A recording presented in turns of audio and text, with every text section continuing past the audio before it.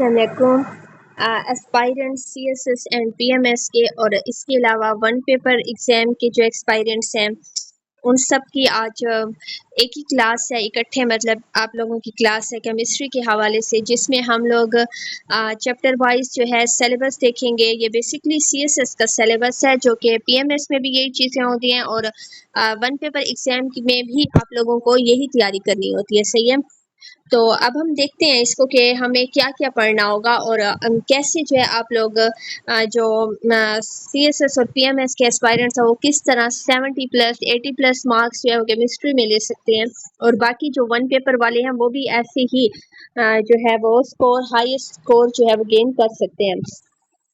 अच्छा, तो basically syllabus तो सबको एक साथ ही है, तो इस वजह से सबको मैं आज ये एक ही उस पे पढ़ा रही हूँ, समझा रही हूँ, सॉरी।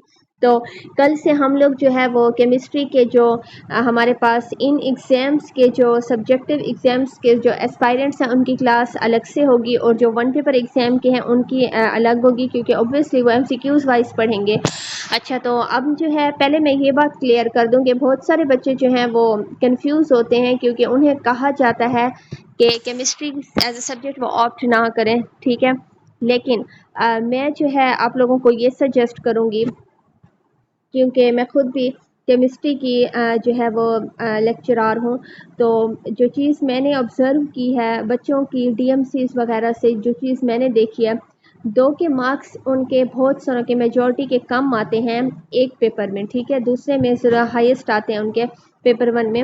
तो मैं उसकी वजह ये होती है कि ऑब्वियसली आप लोगों को हर पेपर में कुछ टेक्निक्स यूज़ करनी पड़ती हैं, ठीक है, और कुछ इस तरह से पेपर करना पड़ता है कि बाकी सबसे डिस्टिंग्विश हो, ठीक है, थोड़ा सा डिफरेंशिएट करे। तो जिसका पेपर ऐसे होता है तो वो बच्चों ने बहुत हाईएस्ट मार्क्स लिए हुए हैं, 70 तक भी लिए हुए हैं, मेरे अपने फ्रेंड्स में से लिए हुए हैं बहुत सारों ने। तो इसमें कोई हर्ज नहीं है कि आप जो है वो केमिस्ट्री को ऑप्ट ना करें, सही है। ना, सॉरी, केमिस्ट्री को अगर आप ऑप्ट करते हैं तो कोई हर्ज नहीं है उसमें। अच्छा, तो फर्स्ट ऑफ ऑल हम लोग देखते हैं कि हमारे पास इसमें सिलेबस क्या है। तो इसके बेसिकली ये फर्स्ट है पेपर 1, उसमें हम लोग देख सकते हैं कि किस तरह एटॉमिक स्ट्रक्चर है पहला चैप्टर इसका, ठीक है, atomic structure and quantum chemistry, जिसमें हम लोग क्या पढ़ेंगे, इलेक्ट्रो फोटो इलेक्ट्रिक इफेक्ट पढ़ेंगे, इलेक्ट्रोमैग्नेटिक स्पेक्ट्रम पढ़ते हैं, ठीक है इसमें। अच्छा, इसमें स्पेसिफिक जो है बोहर एटॉमिक मॉडल हम लोगों ने पढ़ना है। वैसे मैं आप लोगों को ओवरव्यू दे दूंगी, आप लोग जो है बुक भी रिकमेंड करूंगी, आप लोग किसी बुक से किसी भी बुक से रेफर कर सकते हैं, अपने बीएससी की, बैचलर की, मास्टर की, ठीक है। हाँ, तो ये बहुत सारा होगा। तो हम देखते हैं कि इसमें हम वेव पार्टिकल्स पढ़ेंगे, नेचर ऑफ लाइट पढ़ेंगे, डी ब्रॉगलीस इक्वेशन, ठीक है। ये सारा हम लोग हमारे सामने है, ये सिलेबस आप लोग इसको व्यू कर सकते हैं और आप इसको डाउनलोड भी कर सकते हैं, ठीक है। Atomic structure and quantum chemistry. Second जो चैप्टर है हमारे पास वो है इलेक्ट्रोकेमिस्ट्री। इलेक्ट्रोकेमिस्ट्री में अगर हम देखते हैं तो हमारे पास आयंस के बारे में होगा, कंडक्टेंस होगा, ठीक है। इसके अलावा मोबिलिटी ऑफ आयंस होगा, कंडक्टोमेट्रिक टाइट्रेशन होगा, सही है, डिबाइहकल थ्योरी होगा। इसके और भी थ्योरीज होंगी, इलेक्ट्रोड, फ्यूल आयल्स, कोरोजन, ठीक है, ये चीजें होंगी। थर्ड पे है थर्मोडायनामिक। थर्मोडायनामिक्स में हमारे पास गैसेस की जो स्टेट्स है, वंडर वॉल्स इक्वेशन होंगे, ठीक है, गैसेस से रिलेटेड जितने भी इक्वेशंस हैं, गिब्स फ्री एनर्जी, ठीक है, विद एक्विलिब्रियम कांस्टेंट, ये होगा बॉर्न हैबर साइकिल। और ये जो टॉपिक्स हैं हमारे फिजिकल केमिस्ट्री से रिलेटेड वो हम यहाँ पर पढ़ेंगे। केमिकल काइनेटिक्स है हमारे पास, तो इसमें हम लोग अगर देखें तो हमारे पास मॉलिक्यूलैरिटी ऑफ रिएक्शंस होगा, ठीक है, ये थोड़ा सा इजी है और इंटरेस्टिंग भी है। इसमें हम लोग एक सोल्यूशन का ऑर्डर जो है वो डिटरमिन करते हैं, ठीक है, कि उसकी हाफ लाइफ, हर कंपाउंड की, एक एटम की, एलिमेंट की हाफ लाइफ हम लोग यहाँ पर मेजर करेंगे। फिफ्थ वन है हमारे पास सरफेस केमिस्ट्री, क्या होता है, कैटालाइसिस क्या है, ठीक है, ये सारा हम पढ़ेंगे। अच्छा, सिक्स्थ है हमारे पास फंडामेंटल्स ऑफ कीमोमेट्रिक्स, ठीक है, ये जो है एनालिटिकल का पोर्शन है, ये आप लोगों को एनालिटिकल के जो स्टूडेंट्स हैं, एनालिटिकल केमिस्ट्री के जो स्टूडेंट्स हैं उनको ये ज़्यादा अच्छे से आता होगा आई थिंक, ठीक है, या फिर फिजिकल केमिस्ट्री के।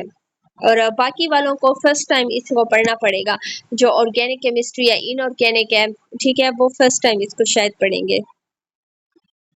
नेक्स्ट है हमारे पास सेपरेशन मेथड्स। इसमें हमारे पास क्रोमेटोग्राफी आ जाएगा, उसकी थ्योरीज आएंगी, तो सॉल्वेंट एक्सट्रैक्शन आ जाएगा, ठीक है, मेटल्स की वो सारा आ जाएगा, प्रिंसिपल्स उनके आ जाएंगे, बेसिक इनऑर्गेनिक केमिस्ट्री आ जाएगी, ठीक है, जिसमें हम हाइब्रिडाइजेशन, वेस्पर थ्योरी, वीबीटी, ठीक है, मोट के बारे में पढ़ते हैं, सारी थ्योरीज जितनी भी है सिग्मा एंड पाई बॉन्ड से रिलेटेड, बहुत इजी है, ठीक है।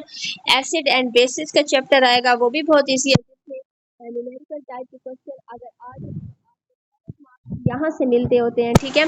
इसमें आप लोग क्या पीएच मालूम करेंगे, एसिड और बेसिस की जो एक्वेरियम पीएच जो है, मतलब एक्वेरियम कांस्टेंट, ठीक है, पी के वैल्यू वो मालूम करेंगे। इसके अलावा chemistry of D and F block elements, ठीक है, उनके बारे में जो ऊपर हमने पढ़ा है सारा कि हम क्या क्या चीज़ें मतलब थ्योरीज वगैरह कैसे, और यहाँ भी न्यूमेरिकल्स आ जाएंगे, ठीक है।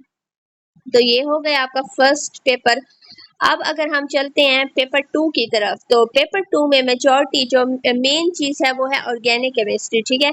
अगर हम लोग बेसिक कंसेप्ट देखें यहाँ पर ऑर्गेनिक केमिस्ट्री के, जैसे कि सैचुरेटेड एंड अनसैचुरेटेड हाइड्रोकार्बन, अच्छा ये जो है कंसेप्चुअल है ये वाला, और इसमें आप लोग जो है वो हाईएस्ट मार्क्स ले सकते हैं अगर आप लोगों को कंसेप्ट, अगर आप लोगों को ट्रिक्स आती हैं, ठीक है, फार्मूलेस आते हैं आप लोगों को, और यहाँ पर बहुत मतलब ऑर्गेनिक केमिस्ट्री थोड़ी सी इंटरेस्टिंग है ना, ज़्यादा क्रिटिकल है, थोड़ी सी कंसेप्चुअल भी है लेकिन इंटरेस्टिंग भी है, ठीक है।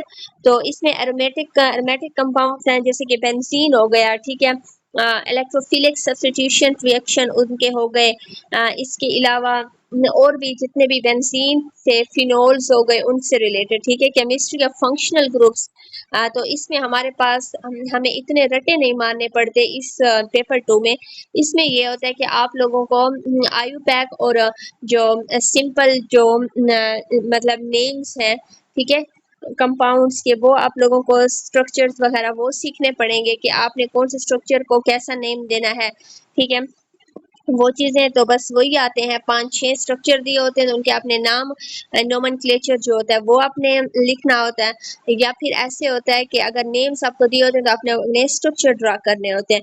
स्टीरियो केमिस्ट्री हमारे पास, मॉलिक्यूलर कायरलिटी जिसमें हम स्टीरियो आइसोमर्स के बारे में पढ़ेंगे, इनैंशियोमर्स के बारे में पढ़ेंगे, ऑर्गेनिक स्पेक्ट्रोस्कोपी बहुत मजे का है जिसमें हम लोग I R spectroscopy, UV and visible spectroscopy के बारे में पढ़ेंगे, और फिर लास्ट में बहुत इजी है हमारे पास जो कि है बायोमॉलिक्यूल्स, ठीक है, जिसमें carbohydrates, lipids, amino acid, protein, ये तो हम लोग जीएससी में भी पढ़ते हैं, तो वही चीज़ें यही यहाँ पर भी हैं। अगर आ जाए तो बहुत जबरदस्त पेपर का क्वेश्चन हो जाएगा 20 मार्क्स का।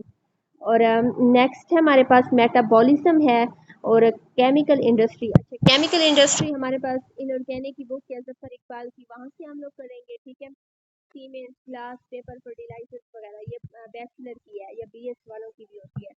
और मेटाबॉलिज्म वाला भी नॉर्मली जो हम बायो में पढ़ते हैं, जो जीएसए के बायोलॉजी का पोर्शन है उसके लिए चीज़ हम प्रिपेयर करेंगे, ऑलरेडी हम यहाँ पर हो जाएगी। यहाँ पर जो सीएसएस के जो एफपीएससी ने जो रिकमेंडेड जो उनकी बुक्स हैं वो आप लोग देखें, फिजिकल केमिस्ट्री उन्होंने बताई है एल्बर्टी की, ठीक है, molecular approach physical chemistry Simon की, बहुत सारी हैं, आप कोई सी भी आपके पास जो है आप वो भी यूज़ कर सकते हैं।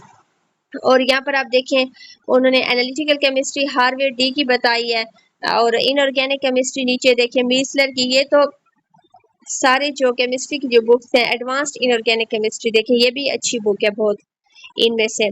तो ये जो बुक्स हैं उन्होंने रिकमेंड की हैं और ये सारी फॉरेन ऑथर्स की हैं, लेकिन आप लोग अपनी जो है वो टेक्स्ट बुक को भी यूज़ कर सकते हैं। आप लोगों ने बेसिक कंसेप्ट लेना है, ठीक है, आप लोगों ने कुछ ट्रिक्स उनको याद रखने की, वो चीज़ें आप लोगों ने नोट डाउन करनी है, याद रखना है किसी तरीके।